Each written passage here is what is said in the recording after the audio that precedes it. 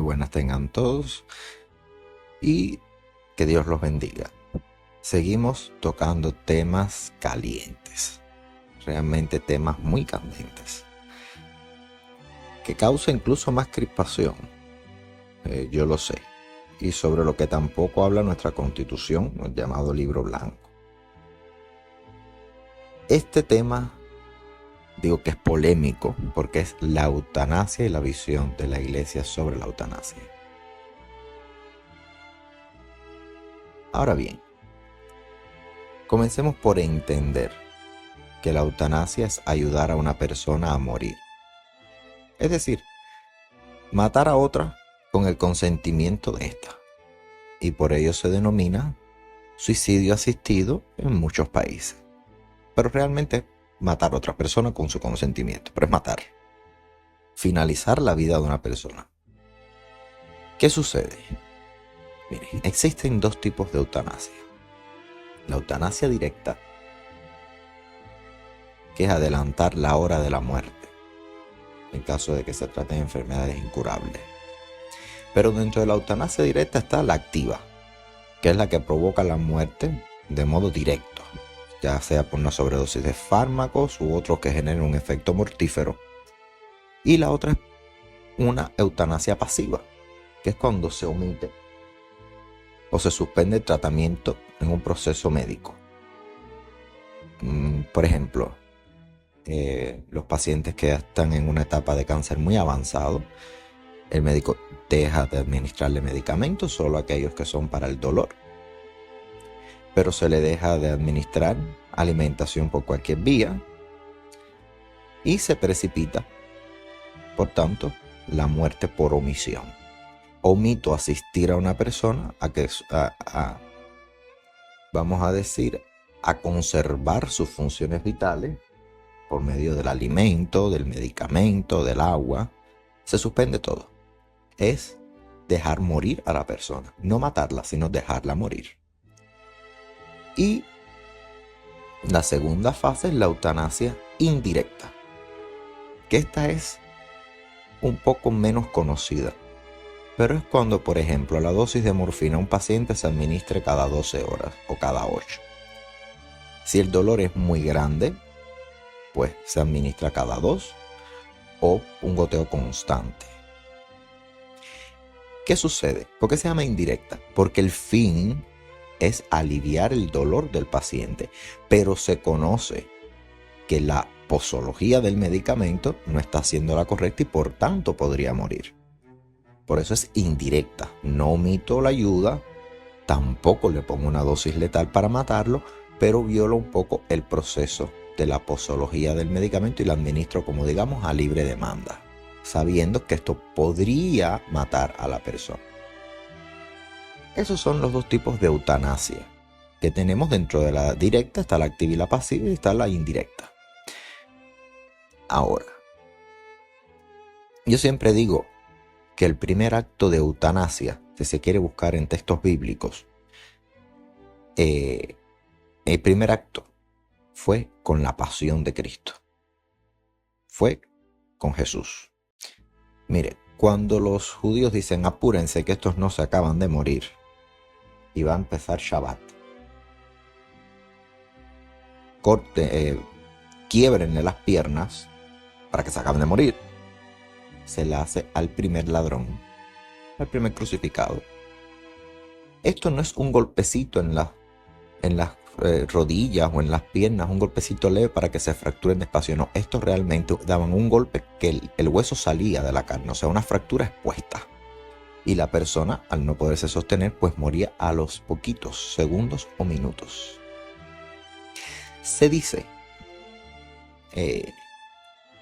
que a Jesús esto no le pasa, no le hacen tal crueldad, sino que le dan una lanzada directa al corazón. Unos dicen que porque ella estaba muerto, y otros dicen que Longinos, al ver que María estaba a los pies de Jesús, para que no viese esa tortura, otra de las tantas, a su hijo no les rompe las piernas, para que María no vea esos huesos expuestos, esas piernas destrozadas. se daba con una masa. O sea, imagínense una masa pesada dando un golpe en unas piernas. Imagínense, es algo que dolía. Era aumentar el martirio, aunque durara pocos minutos, pero se aumentaba el martirio porque las piernas quebradas, los huesos rotos, expuestos fuera de la carne. Se dice que Longinos no quiso, por compasión a la Madre de Cristo, y por eso es que Longinos después es proclamado santo para la iglesia, y está la lanza incluso guardada, la lanza de Longinos. Longinos incluso en la catedral, en San Pedro, tiene una estatua bastante grande, muy bella. Fíjense, Longinos le da la lanzada a Cristo y lo hacen santo. Bueno, como el que le da la lanzada hace santo, bueno, porque Longinos luego se convirtió. Unos dicen que Longinos dijo, le di la lanzada para no romper sus piernas y que se viese esta figura y que aumentase más el dolor, porque realmente era un hombre santo. Entonces, podemos decir que el primer acto, si vamos a esta tradición, y a este texto bíblico, podemos decir que la primera eutanasia se hace con Jesús.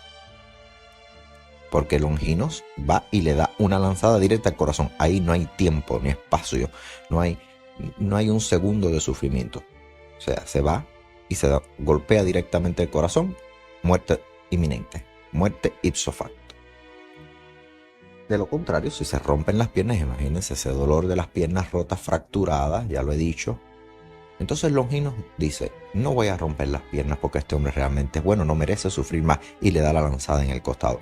Podríamos decir, interpretar que Longinos da la lanzada en el costado de Cristo por compasión, para que no sufriese más. Pero aquí se dividen, porque hay textos que dicen ya había muerto y otros textos que dicen no debió haber muerto, porque si ya estaba muerto, ¿para qué le da la lanzada? Y más que Longinos después se convierte, o sea, no lo hace no se ve como un objeto cruento, un objetivo cruento. Se ve como un objetivo de acabar ya con el sufrimiento de la persona. Por eso yo siempre digo, este texto deberíamos analizarlo y volverlo a ver y verlo otra vez, porque nos podría dar pistas para encontrar un sentido a esta lanzada y por qué no se le quiebran las piernas. Claro, el profeta había dicho que no le quebrarían un hueso.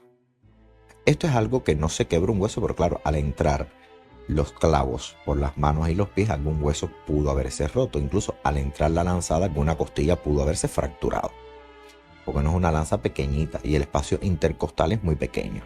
O sea, ¿qué fractura tuvo que haber tenido? Incluso los golpes, pudo haber tenido una fractura en el pómulo, en la frente y en la cabeza, porque es que a Cristo lo torturaron, por decirlo de una manera suave.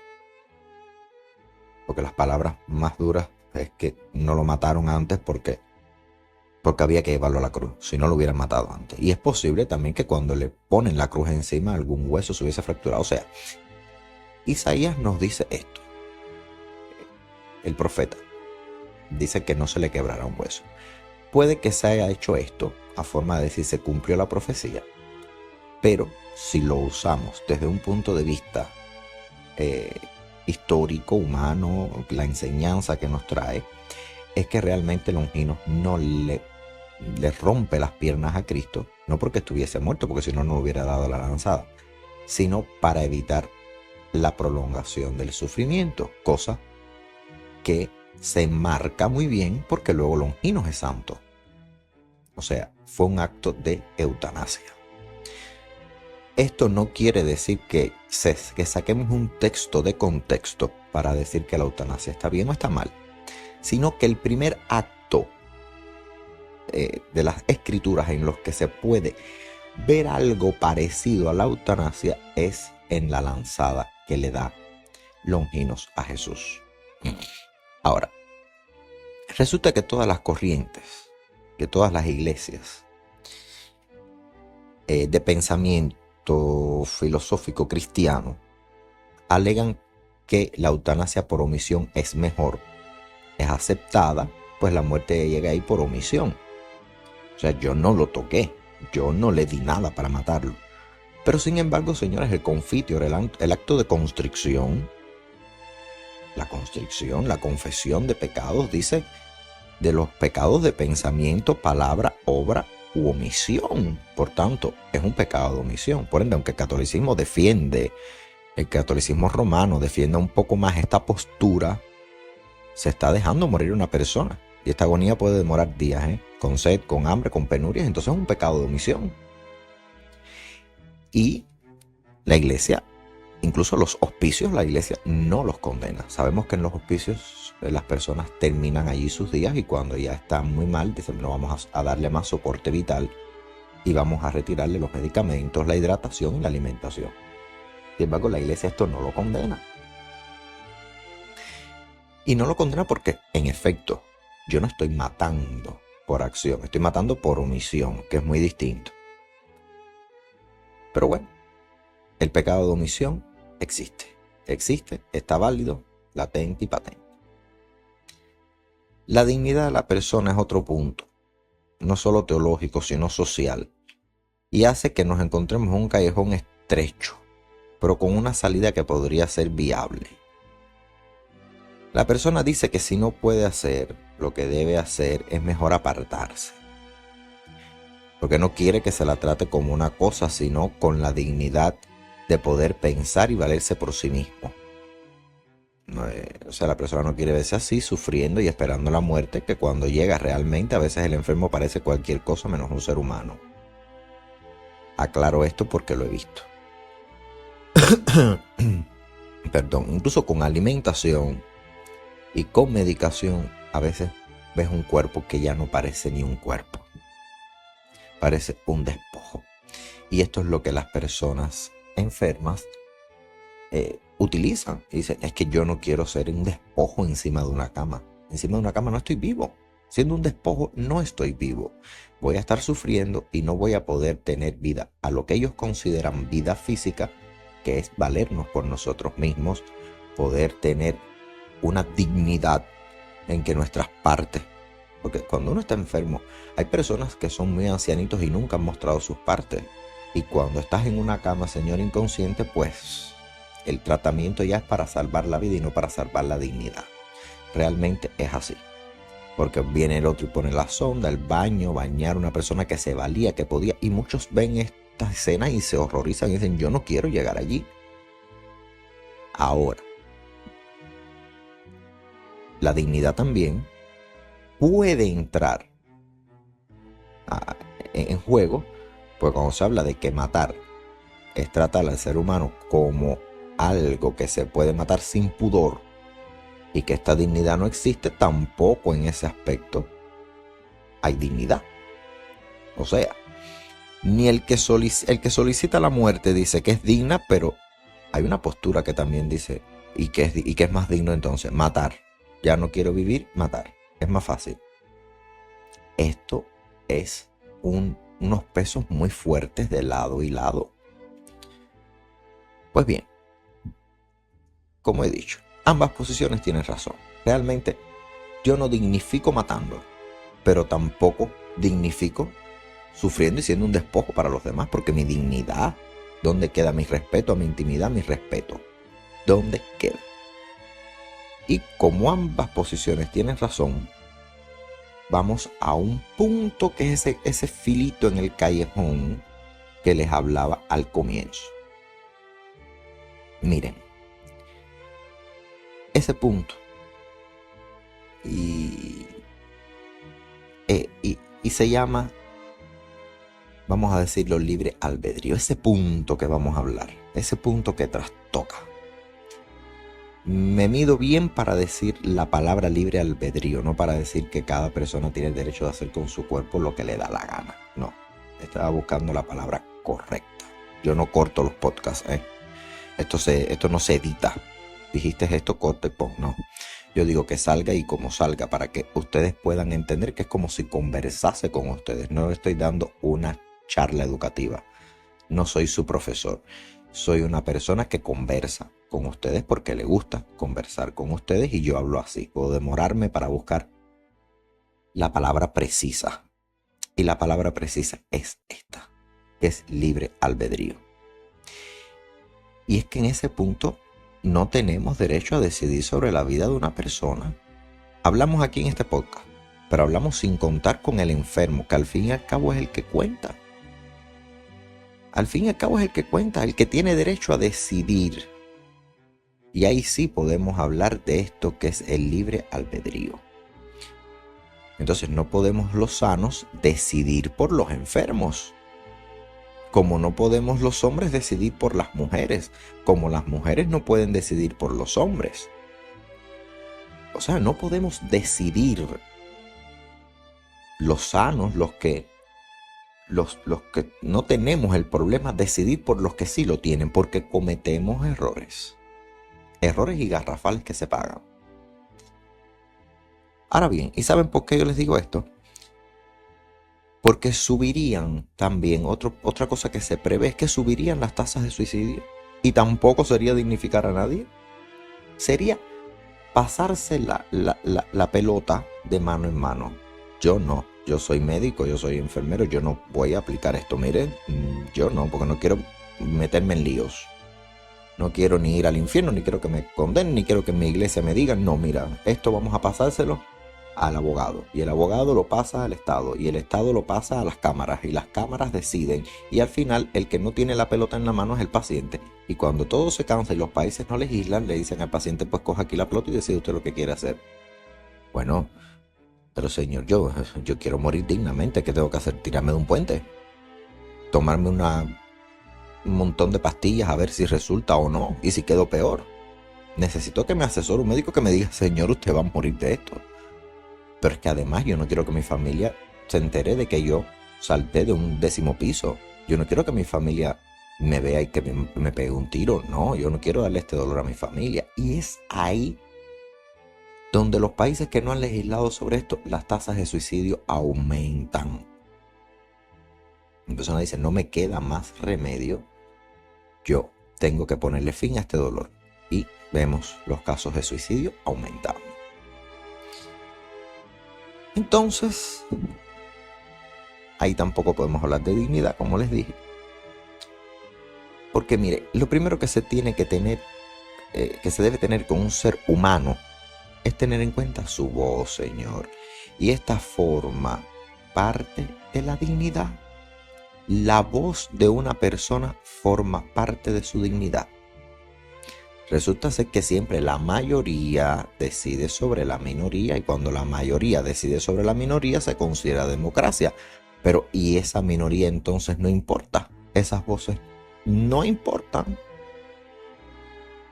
No entendemos el problema. No entendemos que las minorías también tienen su voz y su dignidad. Y esto no es democracia. Porque entonces la democracia iría contra la dignidad de las personas. Y no siempre suele ser así. Y les digo por qué. Porque mire, en un congreso donde el 90% son hombres, la cuestión del aborto se resuelve, señores, en 3 minutos. El hombre va a decir que paran. Está prohibido el aborto. Claro, pero es que usted no es mujer, usted no está pasando por esa situación. Por eso digo que la democracia no siempre es sinónimo de dignificación del hombre.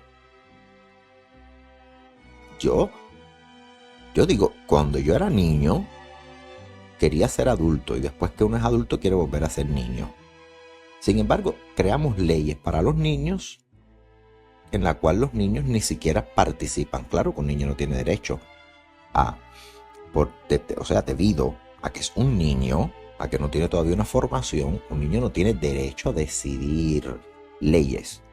Pero las que van contra ellos, sí, ¿qué te parece esto? ¿Te gustaría estos horarios escolares? Hay que contar siempre, señor, hasta con los niños, porque también ellos tienen voz y también tienen una dignidad, y hoy nos encargamos de despojar de dignidad a todo el mundo. Que el problema de la mujer y el feminismo, que el problema de la mujer es el aborto. Llega un clérigo y dice que por demás además, por demás es hombre. O sea, si yo voy a hablar sobre el aborto, yo hablo como hombre. Ese problema nunca lo he tenido, por tanto, como no lo he vivido, no lo sé. No, yo voy y hablo desde un punto de vista, como hablé sobre el aborto, hablo desde un punto de vista religioso, pero entendiendo y comparando y buscando. Por eso es que esta iglesia no está cerrada nunca, siempre está abierta. ¿Qué traes? ¿Salió algo nuevo? ¿Científico, técnico? Vamos a revisarlo. ¿Es compatible? Sí, puede ser compatible, pues se acepta. No es compatible, pues no se acepta. Por fortuna o por desgracia, tenemos una fe. ¿Ah? Entonces, ¿qué sucede? Que los debates estos crean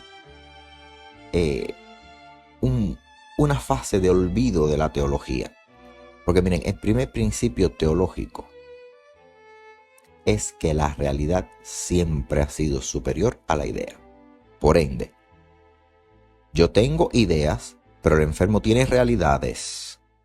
Yo tengo ideas, pero el enfermo tiene realidad. En este mismo momento en el que yo estoy hablando con ustedes y dando ideas, hay enfermos que tienen realidades. Entonces yo no los puedo obviar. Ellos tienen voz. Y aquí entra el famoso dicho de que el fin no justifica los medios. Ahora, para evitar el dolor es lícito matar. Buscando un bien incurro en otro. Pues bien, entonces esta iglesia entiende dos cosas. Solo Dios da la vida y solo Dios la puede quitar, es cierto. Pero también Dios le dio al hombre el derecho a decidir sobre su vida y su cuerpo. Y aquí esta iglesia sopesa dos cosas distintas. A la conclusión que esta iglesia llega no está en la Constitución, porque es que algo que está en pleno desarrollo no puede ir a la Constitución. Pero miren, Dios da la vida y solo Dios puede quitarla. Pero Dios le dio al hombre el libre albedrío para decidir sobre su vida, para que hiciera lo que le diese la gana. Realmente incluso le dio al hombre el derecho a no creer en él. Fíjense, si Dios le ha dado libertad al hombre, le da hasta el derecho a que no crean en él. Fíjense qué padre este. O sea, qué padre nos dice a nosotros: yo te doy incluso el derecho a que no me reconozcas ni como tu padre. Sabes que yo te creí, pero te doy el derecho incluso a que no me reconozcas como padre. Fíjense la libertad que Dios le da a sus hijos. Entonces esta iglesia sopesa dos puntos para poder llegar y darle una respuesta a las personas. Porque eso es lo otro. Cuando hay un tema como este, al primero que se recurre es al sacerdote, pero es que el sacerdote después recurre al obispo y el obispo después recurre a mí. Oiga, ¿qué vamos a hacer? Nos están preguntando. Y un sacerdote no puede decir una cosa y otro sacerdote otra. Entonces, dirija usted la política a llevar a esto. Entonces yo digo, ¿qué es lo mejor que puedo hacer? Pues se reúnen los obispos y pues se reúnen los científicos, y entre ellos, como digo yo, en broma, que se maten unos a los otros, pero matarse en el sentido de contrastando ideas. La dialéctica, no la retórica. A mí me gusta más la dialéctica, porque de posiciones encontradas sale una verdad. De posiciones encontradas sale una verdad. Y ninguna de las partes ha podido, incluso la científica llega a un callejón sin salida y la teología llega a otro callejón sin salida, dejando una pequeñita brecha a esta iglesia, que es la que ha tomado hasta el momento. La eutanasia no se aplica. Lo primero que tenemos que tener en cuenta es una realidad. La eutanasia no se aplica a quien no quiere vivir, a quien dice: mira, este regalo de Dios que es la vida, yo no la quiero. No es para, no es para todos. Yo no quiero vivir, y como yo no quiero vivir, pues me quiero morir y mátenme. O sea, la eutanasia no se aplica a estas personas. No es llegar a un hospital y decir: mire, yo no quiero vivir más. Bueno, usted puede estar en una depresión, y por una depresión usted no puede solicitar la eutanasia. Pero usted llega, no es llegar. Las personas están un poco en este tema, un poco verdes. Señor, no es que se llega al hospital y usted dice: mire, yo no quiero vivir y ya mátenme. No. Segundo, la persona que solicita ponerle fin a su vida es porque no tiene salvación médica. Pero si le dan a escoger entre si quiere vivir o quiere morir, va a decir que lo que quiere es vivir. Por tanto, no está rechazando el regalo de Dios. El que rechaza el regalo de Dios es el que, por rebeldía, por capricho, porque fíjense, hasta por capricho, dice: yo no quiero vivir más, ya me cansé de vivir, yo no puedo vivir así. Mejor es morirme. Perdón. Y esto sucede con las personas cuando no tienen unos 2 o 3 pesitos de más. Si no puedo salir de viaje, si no puedo estar en un hotel, si no puedo comprarme el último coche, pues ¿para qué yo quiero vivir? Señora, a esta persona no se le aplica la eutanasia. La eutanasia se le aplica a personas que, como bien digo, uno le pregunta, las estadísticas están.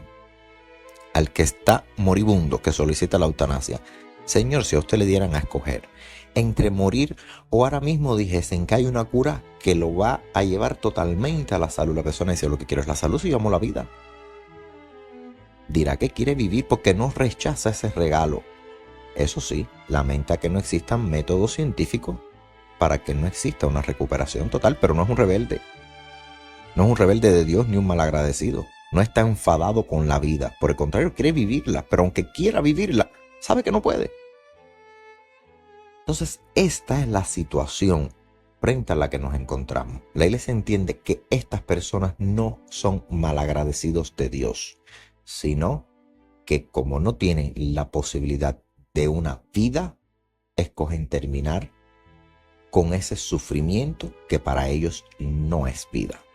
Entonces esta iglesia asume una postura directa ante el problema y es la siguiente: que no se anatematiza la eutanasia y tampoco se promueve. ¿Por qué? Porque quien decide sobre las personas no soy yo, sino las personas, y solo responden a Dios por sus acciones. Ellos solamente son los que van a responder a Dios por sus acciones. Entonces, el que decide optar por esta opción no está en pecado ni está anatematizado. Puede ser velado en el altar, no pierde su condición de católico ni nada por el estilo. Pero ¿por qué no promovemos esto y decimos que es legítimo y decimos esto es legítimo, esto es sano, esto es lo mejor del mundo? Porque, señores, nadie ha regresado de la muerte y nos ha contado la experiencia de la muerte, si le dolió, si se arrepintió luego de tomar la dosis. Entonces somos cautos en esto. La persona solicita la eutanasia, llega el familiar, mire, esta persona quiere ser velada. ¿Puede ser velada? Por supuesto. ¿Se le puede administrar, hacer una misa de exequias? Sí, se la hacemos. ¿Puede estar enterrado en Camposanto? Sí. No hay problema. Bueno, pero el enfermero y el médico piensan que está anatematizado. No, tampoco está anatematizado. Él cumplió con un papel, la legislación estaba vigente, podía hacerlo. Y esta persona tiene una filosofía. Ahora, si siente remordimiento, pues que venga y que no lo practique más. Pero tampoco podemos decir que viva la eutanasia, felicidades, qué bien, esto es todo bueno. Porque, señores, nadie ha regresado de la muerte a decirnos, oiga, este cóctel de medicamentos que me dieron, qué bien me sentó. Oye, un sueño y ya, en cuanto abrí los ojos vi el rostro del Señor. Si esto sucede, por supuesto que habría una constitución y se dijera, la eutanasia está permitida en todas sus modalidades. Otra cosa, yo no puedo olvidar que desde que se toma el primer medicamento y el paciente ingiere el resto, pasa un tiempo para que se produzca la muerte. No es al momento. Demora unos minutos. Bueno, y si en esos minutos en que la persona está aletargada se arrepintió y no quiso morir.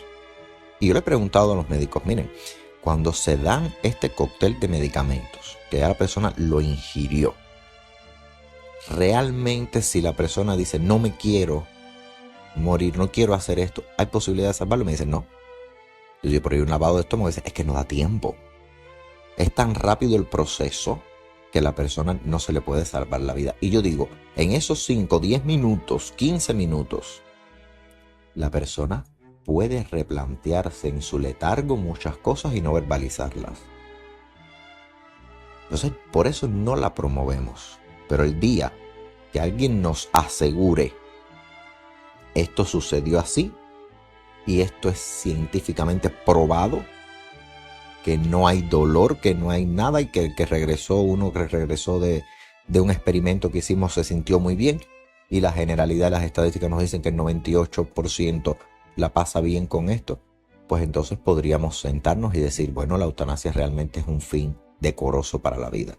Mientras tanto, no la anatematizamos, pero tampoco la promovemos, porque sería tomar algo muy arriesgado.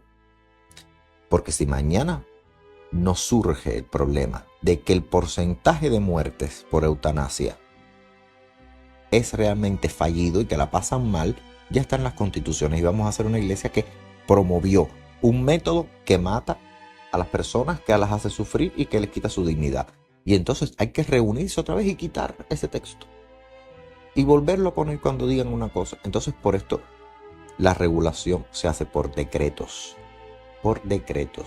y no por constitución. Hasta aquí la eutanasia. Ya saben, no anatematizamos el derecho del libre albedrío de la persona de poner fin a su vida, siempre y cuando esté bajo una muerte inminente por una enfermedad. No la anatematizamos, no la excomulgamos, pero tampoco promovemos. Somos una iglesia que promueva, que haga un casting, que haga un mensaje, que distribuya folletos de que viva la eutanasia. ¿Por qué? No porque tengamos un perjuicio, sino porque no tenemos la seguridad de que el método por el que se realiza sea 100% seguro, y porque no sabemos si esa persona antes de morir se arrepiente de haber tomado esa decisión. Entonces, hermanos, así yo no puedo, ni los obispos pueden, ni la iglesia en su generalidad puede promover algo de lo que no está segura, pero tampoco puede condenar algo que pertenece a la libre voluntad, al libre albedrío del hombre. Hasta aquí creo haber podido tocar este otro tema que es muy candente, muy conflictivo, pero eso es lo que nuestra iglesia ha podido darles a ustedes como respuesta. Que Dios los bendiga siempre, en el nombre del Padre, del Hijo y del Espíritu Santo, y les deseo a todos que el Señor les acompañe, que sean libres y que aparezcan las curas necesarias para tantos males que azotan a la humanidad. Realmente debemos volcarnos en buscar medicamentos y soluciones que alarguen la vida, y desgraciadamente no medicamentos que la acorten. En el nombre del Padre, del Hijo y del Espíritu Santo. Amén. Hasta un próximo encuentro.